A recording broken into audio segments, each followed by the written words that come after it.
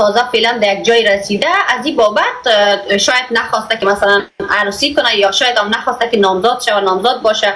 و همچنان ما رای ما خیلی دور است. نوید جان در یوکی هستم، من در آمریکا هستم که مسافت ما خیلی دور است.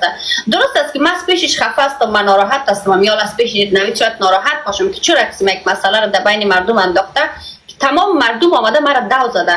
خب بیا بیشتر از خود نوید جان پرسان میکنیم. نوید جان شاید یعنی دلیل اصلی را بگویه که چرا ما میخوایم فقط قطعا تا دلیل آخر پرسان کنیم که چرا نوید جان این یک تصمیم گرفته.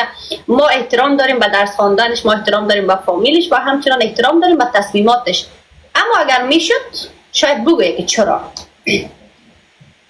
سونیا جان حالا ما بر تو چه رقم بگویم؟ چرا نمیشه؟ بگو نوید جان. یعنی میخوایم مردم بفهمه و من نمیخوام که در مورد خودت غلط قضاوت کنن، در مورد من نمیخوام غلط قضاوت کنن. نباید غلط قضاوت شوند. همین چند روز است که میراستیش بگویی، یعنی وجدان ما بسیار راحت نیست. من نمیخوایم درس بخوانم، نمیخوایم کار کنم، نمیخوایم بزنس جور کنم و نه فامیلم گفته کارسی نکن و نه فامیلم کارسی ورزی. مطلب این است که من کس دیگر دوست دارم.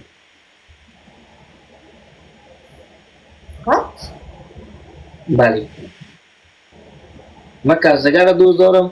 هم وقتی که تو در ارتباط بودم مثلا چی میکردم گپ میزدم امروز تو ما اون وقت که دختر دگان گپ میزدم که اصلا ما او رو دوست دارم و میخوایم کمرای زو رسی کنم و او نزدیکتر ما هست نسبتاً بخود. خب اگر او قسم یک مسئله بود ببخشید. خیر ریلکس باشیم.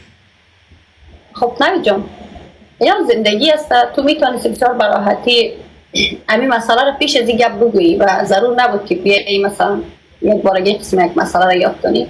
خب من احترام دارم به تصمیمیت، احترام دارم به زندگیت، به خودت احترام دارم، ولی هیچ کس آسان نیست که جایگزین خدا بده به کس دیگه هم و همچنان شاهد باشه که یک کس دیگه بیاد جایش قرار بگیره و خودش از این منظره لذت ببره. ولی هیچ کس آسان نیستم، اما فقط اینقدر گفتم میتونم که خدا من خوش بگم. خدا ناخواسته اگه ما تو ازدواج کنیم سبار از بعد از ازدواجم تو خبر شوی که من مثلا کس دیگر رو دوست دارم، بوزی بسیار جنجال میشه، هم برای خودت هم برای من. اما بهتر این بود که پیش از اینکه ما تو نامزاد شویم این مسئله رو خلاص کنیم، به خاطر که من کس دیگر رو دوست دارم. بگم